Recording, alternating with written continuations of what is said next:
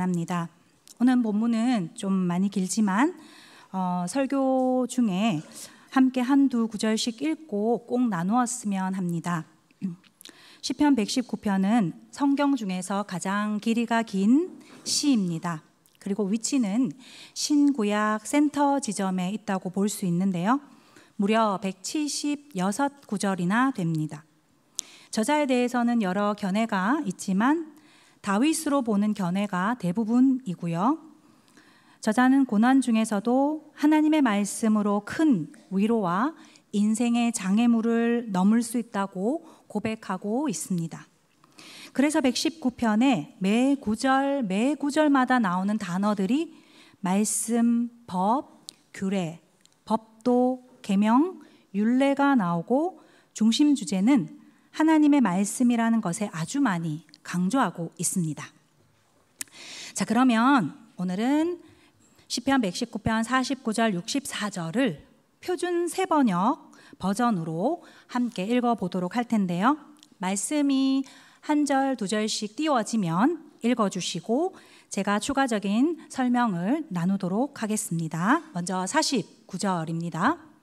주님의 종에게 하신 말씀을 기억해 주십시오. 주님께서는 말씀으로 내게 희망을 주셨습니다. 네, 여기서 말씀은 기본적으로 토라, 모세 오경을 뜻합니다.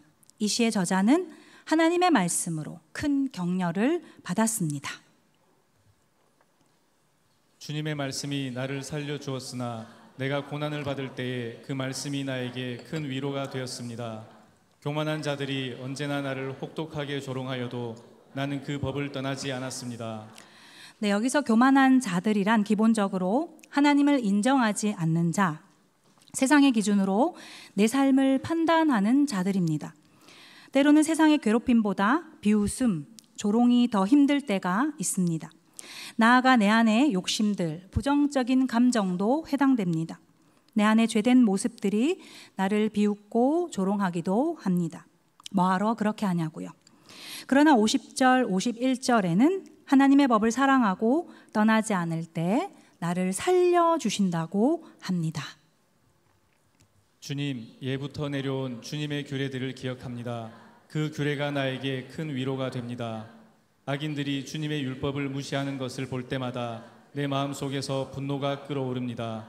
덧없는 세상살이에서 나그네처럼 사는 동안 주님의 율례가 나의 노래입니다. 네, 제가 말씀 나누는 동안에 그 말씀 띄워주시면 좋겠습니다. 여기서 나그네처럼이라는 것은요, 시인의 인생 가치관을 볼 수 있습니다. 말씀을 붙잡기 위해서는 세상에 묻혀 세상 사람처럼 살아가는 것이 아니라 세상의 위에서 살라는 것입니다. 세상 사람들에게는 말씀은 하나도 필요하지 않습니다. 우리가 바다에 살아도 물속에 사는 물고기는 될 수 없듯이 물 위에 사는 어부로는 사는 것이 될 수 있습니다. 이처럼 물고기는 세상의 물이 전부이지만 어부는 돌아갈 땅이 있는 것입니다. 우리가 하나님을 의지하고 주님을 중요하게 생각하는 이유도 나그네로서의 정체성이 있기 때문입니다. 돌아갈 곳이 있음을 아는 것입니다. 이를 아는 것이 너무 중요합니다. 주님, 내가 밤에도 주님의 이름을 기억하고 주님의 법을 지킵니다. 네, 여기서 밤이라는 것은요, 아무도 보이지 않는 시간, 혼자 있는 시간, 상황이 여의치 않고 아주 힘든 시간을 의미합니다. 그때에도 주님을 기억한다는 것입니다. 우리도 기억하고 싶지 않는 아픔과 슬픔의 시간을 가질 때가 있습니다. 그럴 때조차 그때에도 주님을 기억하겠다는 것입니다. 주님의 법도를 따라서 사는 삶에서 내 행복을 찾습니다. 주님은 나의 분깃, 내가 주님의 말씀을 지키겠습니다. 네, 여기서 분깃이라는 것은요, 어떤 전체를 나누어 가진 한 사람의 몫이나 부분, 재산이나 땅을 의미할 때 사용된 단어입니다. 보통 상속으로 받은 의미가 있지요. 여호수아가 이스라엘 지파들에게 땅을 나눠줄 때 표현한 말입니다. 그러니까 이 시에서는 주님은 나의 분깃이라는 것은 주님은 내 것, 내가 절대 주님은 포기할 수 없다는 말입니다. 58절입니다. 내가 온 마음을 다하여서 주님께 간구하니 주님께서 약속하신 대로 내게 은혜를 베풀어 주십시오. 내가 발걸음을 돌려 주님의 증거를 따라갑니다. 저자는 분명 하나님의 약속을 기억합니다. 네, 저자는 나를 도와주신다는 약속, 인도하겠다는 약속, 복을 주시겠다는 그 약속을 은혜로 확실히 기억하고 있는 대목입니다. 흐르는 강물이 떠나가는 것은 자연스럽지만 거슬러 올라가는 것은 아주 힘듭니다. 그렇듯 주님을 따라가는 것이 강물을 거슬러 올라가는 것처럼 힘겨워도 내 발걸음은 계속해서 확실한 은혜로 하나님을 따라가겠다고 명시하고 있습니다. 60절입니다. 내가 주저하지 않고 서둘러 주님의 계명을 지키겠습니다. 저자는 주저하지 않고 주님의 계명을 지키겠다고 했습니다. 그런데 우리는 하나님의 말씀을 따르기를 주저할 때가 많습니다.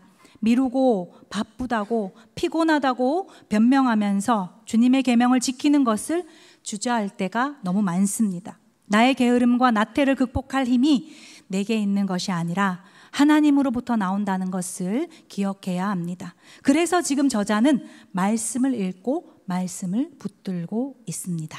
61절입니다. 악인들이 나를 줄로 얽어매어도 나는 주님의 법을 잊지 않습니다. 한밤중이라도 주님의 의로운 규례들이 생각나면 벌떡 일어나서 주님께 감사를 드립니다.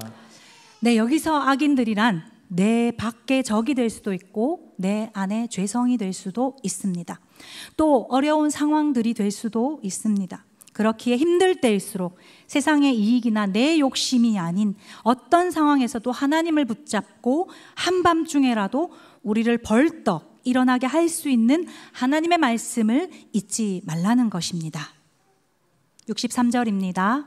주님을 경외하는 사람이면 누구에게나 나는 친구가 됩니다. 주님의 법도를 지키는 사람이면 누구에게나 나는 친구가 됩니다. 네, 저자는 비로소 같은 마음을 품은 사람들을 찾았습니다. 힘든 가운데서도 다른 그 어떤 것이 아닌 인간의 위로, 인간의 말이 아닌 하나님의 법으로, 하나님의 규례로, 하나님의 말씀으로 벌떡 일어나게 하는 그것이 성경이 말하는 친구라는 것을 기억하시기를 바랍니다. 오늘 본문은 이렇게 마무리하고 있습니다. 64절입니다. 주님, 주님의 인자하심이 온 땅에 가득합니다. 주님의 율례를 나에게 가르쳐 주십시오. 네, 저자는 오늘 본문 매 구절 구절마다 말씀, 법, 규례, 계명, 율례를 삽입하여서 말씀과 아주 밀접하게 있다는 것을 볼 수 있습니다. 그래서 오늘 말씀을 통해서 고난 가운데 거한 자들에게 분명히 주시는 하나님의 위로가 있다는 것을 기억하시길 바랍니다. 저는 또 두 가지로 정리해보자 하는데요. 첫 번째는 하나님의 마음입니다. 이런 말이 있습니다. 사랑을 받지 않아도 될 만큼 부자인 사람은 없다. 사람은 사랑받고 싶고 인정받고 싶고 어딘가에 소속된 안정감이 필요합니다. 하지만 사람이 사는 곳에, 세상이 사는 곳에는 세상의 방법으로 채워지지 않는 영역이 있습니다. 물론 기본적으로 의식주를 비롯하여 필요한 것들이 있습니다. 그러나 아무리 세상 속에서 세상의 것으로는 채우고 채워도 창조주가 아니면 절대 채워지지 않는 영역이 있습니다. 왜냐하면 인간은 영적인 존재이기 때문입니다. 하나님의 형상으로 하나님의 생기가 들어와 창조된 존재이기 때문에 조물주를 통해 반드시 채워져야 하는 영역이 있다는 것입니다. 진짜 이 땅의 삶을 제대로 살아내는 힘은 그래서 천지를 지으신 창조주만이 채워주시는 힘에서 나온다는 것을 믿으시기를 바랍니다. 오늘 본문은 매 구절마다 하나님의 말씀, 하나님의 법, 하나님의 규례, 하나님의 법도, 하나님의 계명, 하나님의 율례에 대하여 언급합니다. 그런데 이 율례에 관심이 없다는 것은 하나님에게 관심이 없다는 것이고 이는 곧 하나님과의 관계를 소홀히 하는 것입니다. 하나님과의 교제가 없는데 어떻게 하나님의 마음을 알 수 있겠습니까? 하나님의 마음을 알지 못하면 하나님의 생각도 알 수가 없습니다. 그렇게 우리만의 노력과 열심, 애씀으로는 이 세상을 살아가기에는 턱없이 역부족이라는 것입니다. 당연히 힘들고 지치고 고갈됩니다. 예를 들어 결혼은 느낌만으로 되는 것이 아니라 분명한 상호 소통이 필요합니다. 청혼을 해야 하고 서약과 식, 혼인신고 해야 합니다. 실제 매일매일을 함께 살아내야 하는 삶을 살아야 합니다. 그래서 느낌만으로 결혼 생활을 한다면 금방 무너질 것입니다. 신앙생활도 마찬가지입니다. 내 느낌만으로, 힘으로만으로, 내 열심만으로 신앙생활 한다는 것은 우리를 지치도록 한다는 것입니다. 하나님께서는 인간을 그래서 창조하실 때 당신과 상호 소통을 함으로써 마음과 마음을 주고받는 존재로 만드셨습니다. 그러니까 하나님의 말씀을 보고 기도한다는 것은 우리가 하나님과 마음을 주고받는 유일한 방법이라는 것입니다. 그렇게 주고받은 마음을 통해서 하나님의 생각을 알 수 있게 되고, 그렇게 기도할 때 하나님께서 주신 눈물로 기도할 수 있고, 감정이 아닌 인간적인 감정이 인간적인 마음에 빠지지 않을 수 있는 것입니다. 인간적인 감정에 푹 빠지면 자기 연민에 사로잡힙니다. 그러면 자연스레 누군가를 아주 의지하게 되거나 아니면 아예 밀어낼 수가 있습니다. 하나님께 도와달라고 기도하지만 정작 하나님의 응답에 대한 기대는 없는 모순적인 모습도 가질 수 있습니다. 울면서 기도는 하지만 기도하고 나서는 그냥 내 속만 후련해질 수도 있습니다. 그렇기에 하나님의 말씀, 그 법, 규례와 법도, 계명, 율례를 통해서 하나님을 제대로 알고 하나님의 능력과 하나님의 선하심, 하나님의 은혜를 늘 기억하고 떠올리는 우리가 되기를 간절히 소망합니다. 몸이 아플 때 약을 찾아서 먹어야 하듯이, 그래서 그 약을 통해서 실제로 몸이 영향력을 받습니다. 우리 영혼이 힘들고 너무 아플 때 하나님의 말씀 속에서 하나님의 마음을 붙잡는다면 우리의 잃어버린 마음이 풀리면서 건강한 생각과 건강한 감정을 갖도록 도와줍니다. 하나님도 우리의 슬픔에 함께 슬퍼하십니다. 함께 아파하십니다. 그렇기에 나의 고통 속에서도 도대체 뭐 하셨냐고 이야기하다가도 그래도 하나님은 여전히 나를 사랑하시고 선하시다고, 오늘 목장 찬양처럼 감사할 수 있다고 고백할 수 있는 것은 그 하나님의 마음이 말씀으로 채워져야, 말씀으로 붙잡혀져야 우리 가족과 우리의 모든 아이들을 사랑할 힘을 얻게 된다는 것입니다. 말씀 없이 기도만 하면 인간적인 감정이 왔다 갔다 합니다. 그러나 흔들리는 상황 속에서 오직 변하지 않는 것은 하나님의 말씀뿐이기에 왔다 갔다 하는 내 감정을 의지하는 것이 아니라 변치 않는 말씀을 기억하며 하나님을 향한 믿음의 고백이 있어야 합니다. 아무리 거대하고 튼튼한 배도 진짜 큰 태풍이 올 때는 출항하지 않습니다. 부둣가에 밧줄을 묶고 닻을 내려서 흔들리지 않는 땅에 고정해야 하듯이 하나님의 말씀을 통한 아버지의 마음을 알게 되어 큰 하나님의 위로를 얻기를 소망합니다. 두 번째로요, 오늘 본문을 통해서 고난 가운데 거한 우리에게 주시는 위로는 하나님의 약속입니다. 우리는 살면서 많은 선택과 결정을 하면서 살아야 합니다. 계획을 세워서 추진하기도 하고 가격과 조건을 따져보기도 하고 이런저런 결과도 예상해 봅니다. 카드값이나 월세 등이나 이자 나갈 날이 다가와도 덤덤할 수 있는 것은 수입이 들어오는 날을 어느 정도 알고 있고 대략적으로 유추해 볼 수 있기 때문입니다. 생활은 해야 하는데 어느 정도 규모와 예측을 만약 전혀 예상하지 못한다면 우리가 살아가기가 너무 힘들 것입니다. 이렇듯 믿는 자와 믿지 않는 자가 살아가는 생활 그 자체는 별반 큰 차이는 없습니다. 다 비슷하게 먹고 살고 직장을 다니고 돈을 지출합니다. 그러나 우리가 세상 사람들과 다른 것이 있어야 한다면 의식입니다. 의식은 일반적으로 이 땅에 살아가면서 깨어있는 동안 내면의 상태나 환경을 인식하는 것을 의식이라고 합니다. 그러나 우리 믿는 자의 의식은요, 어떠해야 합니까? 2번을 다 같이 읽어보겠습니다. 하나님의 약속과 그분의 뜻을 기억하며 지금도 내 삶에 영향을 주고 있는 것에 대한 생각, 관념, 태도 등 하나님 중심적 사고, 거룩한 사고, 이것이 바로 우리 믿는 자들의 의식인 것입니다. 하나님을 모르는 사람은 이러한 의식조차 없습니다. 아무 생각 없이 살아갑니다. 이 땅의 주관자, 통치자를 기억하지 못할 때 그저 완전히 혼자인 것입니다. 그래서 사단은 창조주를 우리로 하여금 잊어버리게 하고 의심하게 하고 신뢰하지 못하도록 유혹합니다. 하나님을 잊게 하거나 제대로 알지 못하게 하고 바쁘고 분주하게 만들어서 하와에게 다가간 사단이 이렇게 속삭였죠. 네가 이 열매를 먹어도 죽지 않아. 하나님이 거짓말한 거야. 네 인생은 네가 결정할 수 있어. 이는 아담에게 하신 하나님의 약속을 기억하지 못하도록 거짓을 뿌려놓는 것입니다.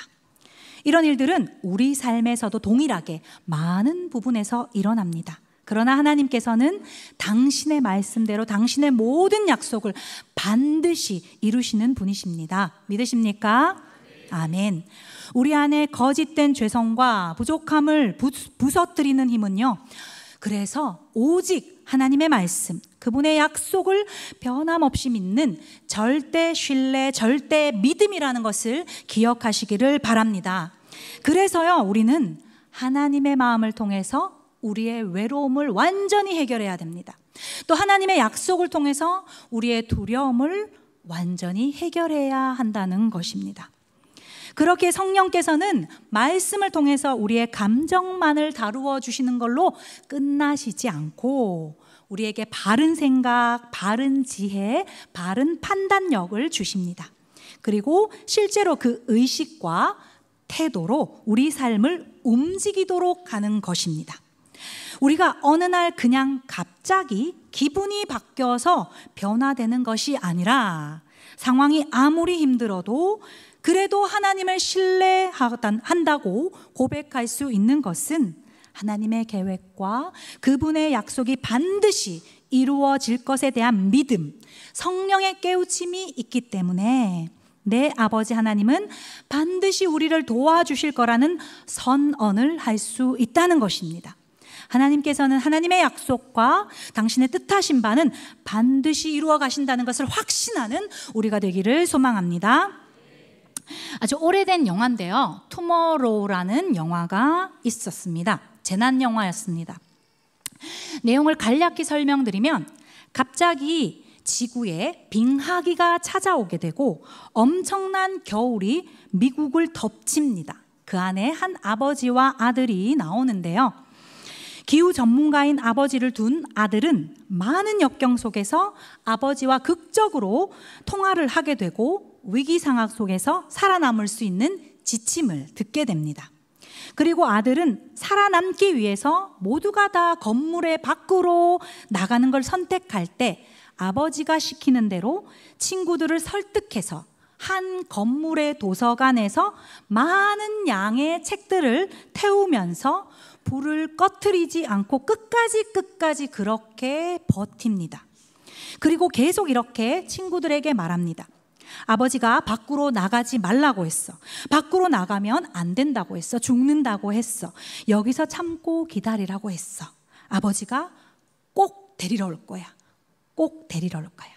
아버지는 그렇게 엄청난 난간 속에서 아들을 찾아옵니다. 그리고 그 아들을 따른 다른 친구들도 다 살게 됩니다.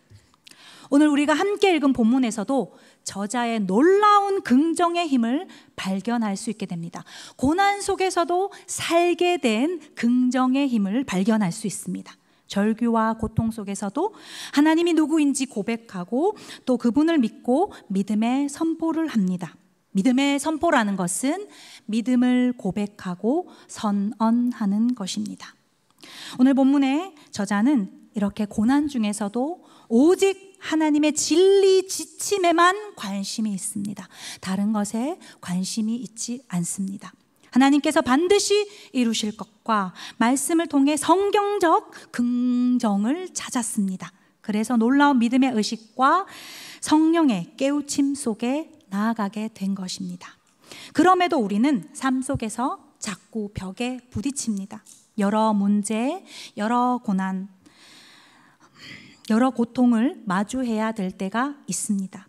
이러지도 저러지도 못하는 상황 속에 있고 도저히 해답이 나오지 못할 때도 있습니다. 그럴 때 부정적인 감정에 쉽게 휩싸입니다. 그리고 그 부정적인 감정은 부정적인 생각을 낳게 합니다. 누군가를 비난하기도 하고 자신을 자책하기도 하고 어떨 때는 하나님을 향해 분노하기도 합니다. 그러나 나를 벌떡 일으켜 세울 수 있는 것은 오직 진리의 말씀밖에 없으며 그 진리 가운데 깊이 거할 때 사랑의 위로와 소망을 갖게 되며 정직하게 하나님을 만나게 될 줄 믿습니다.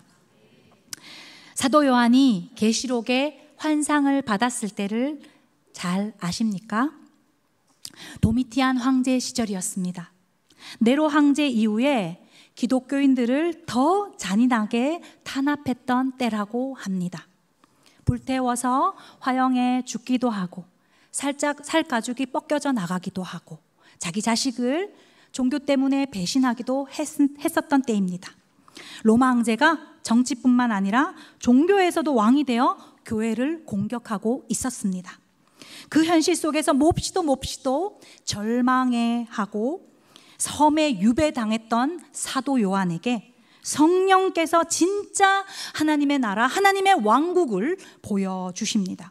이 세상의 주인은 로마 황제가 아니라 바로 하나님이다 라는 사실을 다시 한번 확증하게 되는 순간입니다. 극심한 핍박에서 섬으로 유배당한 반모섬에 끌려갔었던 사도 요한의 처지였지만 영적으로 깊이 열린 상태, 영안이 열려 진짜 나라의 왕을 보게 된 것입니다. 그리고 그 왕은 두루마리를 가지고 있었는데 사도 요한은 그 두루마리가 위대한 진리를 다 담고 있었다는 것을 깨닫게 됩니다. 사도 요한은 감히 그 두루마리를 열 자가, 취할 자가 없다는 걸 알고 벌벌 떨며 두려워하고 있을 때 한 장로가 천상에서 이렇게 말합니다. 계시록 5장 5절입니다. 장로 중에 한 사람이 내게 말하되 울지 마라. 유대 지파의 사자 다윗의 뿌리가 이겼으니 그 두루마리와 7인을 떼시리라 하더라. 네, 이 말을 들은 사도 요한은 안도했을 것입니다. 그래, 사자가 분명히 나타나서 저 두루마리를 가져가겠지. 힘있고 위험 있는 사자일 것이야.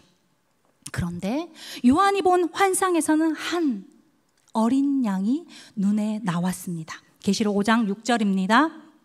내가 또 보니 보좌와 내 생물과 장로들 사이에 한 어린 양이 서 있는데 일찍이 죽임을 당한 것 같더라. 그에게 7뿔과 7눈이 있으니 이 눈들은 온 땅에 보내심을 받은 하나님의 7 영이더라. 네, 사도 요한은 환상을 보는 가운데서도 어쩌면 커다란 사자, 위험 있는 사자일 줄 알았는데 어찌 저렇게 작고 약한 양이 감히 두루마리를 뗄 수 있을까 하며 두려워했을지도 모릅니다.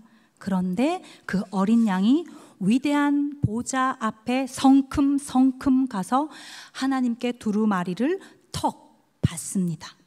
그리고 그가 두루마리를 펼칠 때 그것을 읽기에 합당하신 유일하신 분위기에 하나님 나라 왕국에서는 찬양이 쩌렁쩌렁 울려 퍼집니다. 자신의 핏값으로 온 세상을 사서 하나님께 드렸고 우리를 왕 같은 제사장으로 택하셔서 세세토록 왕노릇할 수 있게 하신 분, 초라한 양이지만 예언 속 유다 지파의 사자였고 기다렸던 메시아였으며 이 유일한 구원자가 바로 예수 그리스도 있음을 믿습니다. 이것이 바로 완벽하신 하나님의 방법이었고 하나님의 뜻입니다. 하나님의 반전이었던 것입니다. 싸워서 군림하는 왕이 아니라 온 세상을 희생으로 구원시키고 순종하며 품은 왕이 바로 예수 그리스도셨습니다. C.S. 루이스의 나니아 연대기를 너무너무 잘 아시죠? 4명의 남매가 옷장 속에 숨겨진 나니아라는 나라로 가게 됩니다. 그런데 거기서 진짜 신기한 경험을 하게 되죠. 나니아는 하얀 마녀 때문에 몇 년, 몇백 년째 겨울이 계속되고 있습니다. 그때 나니아 국민들 사이에서는 한 소문이 돌고 있습니다. 위대한 영웅 사자 아슬란이 그들을 구원한다는 것입니다. 이때 마녀가 4명의 남매 중에 셋째 에드먼드라는 소년을 유혹해서 형제들을 다 배신하게 만들죠. 결국 그를 죽이려 합니다. 그러나 사자 아슬란은 싸우지 않고 에드먼드를 위하여서 스스로 목숨을 내놓고 죽습니다. 하지만 죽음 이후에 아슬란이 다시 되살아나서 마녀를 물리치고 세상을 변화시킬 힘을 얻게 되는 왕으로 다시 나타납니다. 초라한 죽음은 사실 위대한 반전을 위한 마지막 승리의 열쇠였던 것입니다. 지금 시대는 하나님께서 직접 목소리를 들려주시는 시대는 아닙니다. 그러나 우리에게는 하나님의 말씀, 하나님의 성경이 있습니다. 우리는 지금 다른 것이 아닌 하나님의 말씀으로 다시 다져져야 되고 단단해져야 하는 시간입니다. 그리고 지금 이때 더욱 기도하면서 하나님의 뜻을 신뢰하며 구해야 합니다. 그래야 온전해질 수 있는 것입니다. 실패하는 것처럼 느껴져도 포기하지 말아야 합니다. 갈라디아서 6장 9절입니다. 우리가 선을 행하되 낙심하지 말지니 포기하지 아니하면 때가 이름에 거두리라. 앞으로도 여전히 우리에게 힘든 상황이 올 수 있습니다. 우리 삶에는 여전히 내가 해결하지 못한 겹겹이 말아놓은 두루마리들이 많이 있을지도 모릅니다. 그러나 투마로우라는 영화에서 진리의 지침을 준 아버지가 찾아와서 살려주시는 반전이 있었습니다. 나니와 연대기에서도 에드먼드를 대신해서 죽임당한 사자가 결국에는 다시 살아났습니다. 죽음과 고통 속에서 있었던 그 이스라엘도 십자가와 부활의 예수님이 승리하셨고 그를 알아본 제자들은 교회의 시작이 되었습니다. 그래서 이제 우리가 경험해야 할 차례입니다. 무엇을 붙잡고 문제 앞으로 나아가시겠습니까? 익숙하고 당연했던 내 방법과 내 생각은 버리고 세상의 이해관계를 버리고 모든 문제 앞에 섰을 때 먼저 나의 죄를 회개하고 나의 연약함을 드러내고 하나님만이 창조주이시자 통치자이시며 나의 영원하신 빛이 되심을 고백할 때, 그렇게 하나님의 방법을 수용하고 받아들일 때, 모든 문제를 기도로 하나님께 질문하고 말씀으로 하나님의 뜻을 찾으며 예배로 하나님께 집중할 때 우리에게 여전히 풀리지 않는 두루마리들을 하나님의 방법으로 풀어주실 것을 믿습니다. 세상은 하나님의 방법도 하나님의 결론도 동의하지 않을 것입니다. 우리도 세상에 물들어 있어서 그게 어색하고 쉽지 않을 수 있습니다. 기도하고 용서하고 품고 덮어도 내 자아는 다시 불쑥 올라옵니다. 말씀대로 순종하고 선택했는데도 눈앞에 보이는 이익이 사라질 수 있습니다. 하지만 하나님의 눈으로 볼 때 용서한 자가 승리한 자고 잘못된 이익을 포기한 자가 승리한 자며 믿음으로 행동하고 순종한 자가 결국 승리하는 자임을 믿으시기를 바랍니다. 제 말씀을 정리하려고 합니다. 오늘 오전에 말씀에서도 그랬지만 어제 저희 교회 전임자셨던 조성래 목사님의 모친 고 정봉순 사모님의 발인 예배에서 담임 목사님께서는 힘드신 상황 속에서도 유가족들을 위로하시며 이렇게 말씀하셨습니다. 4월 달에 4번의 장례식과 5월 달에는 기가 막힌 장례식까지 치르게 되었습니다. 아들의 장례 예배에 내가 말씀을 전하게 될 것이라고는 상상하지 못했습니다. 열심히 땀 흘려 돈 벌어 선교하려 했습니다. 힘들게 공부했고 힘들게 일한 아들을 이제 보내고 나니 다시 남는 건 아무것도 없는 것 같습니다. 그러나 오직 예수밖에 남는 것이 없습니다. 오직 교회밖에 남는 것이 없습니다. 이제 우리는 오직 나는 하늘 소망, 부활 소망, 천국 소망, 재림 소망으로 살아나기를 소망합니다. 그렇게 우리 모두가 살기를 소망합니다. 과거부터 지금까지 앞으로도 쭉 하나님께서는 당신의 뜻대로 당신이 일하시는 방법을 보여주실 것입니다. 인간의 이성으로는 다 해석할 수 없고 우리의 지성으로는 다 알 수 없지만 실수가 없으신 천지를 지으신 하나님께서는 하나님의 방법이시자 곧 어린 양의 방법으로 마침내 당신의 약속을 온전히 이루실 것을 믿습니다. 시간이 흐른 뒤에 반드시 그 하나님의 뜻을 알게 될 때가 올 줄 믿습니다. 지금은 비록 땅에서 땅을 벗삼아 살아야 하는 우리의 인생이지만 오직 하늘 소망, 부활 소망, 천국 소망, 재림 소망으로 우리가 다시 살아나기를 소망합니다. 이제 말씀 하나 보고 마무리하겠습니다. 요한계시록 22장 5절입니다. 다시 밤이 없겠고 등불과 햇빛이 쓸데없으니 이는 주 하나님이 그들에게 비치심이라. 아멘. 그들이 세세토록 왕노릇하리로다. 아멘. 그렇게 될 줄 믿습니다. 아멘. 하나님만이 영원한 빛이 되셔서 마침내 주의 날에 새 하늘과 새 땅, 새 소망을 이루어 가실 다시 오실 예수 그리스도로 우리 모두 회복되고 살아나기를 소망합니다. 아멘. 이 말씀으로 지어진 귀한 찬양이 하나 있더라고요. 오늘 말씀을 구성하면서 이 찬양을 꼭 한번 나누고 싶었습니다. 우리 함께 찬양 나누고자 하겠습니다.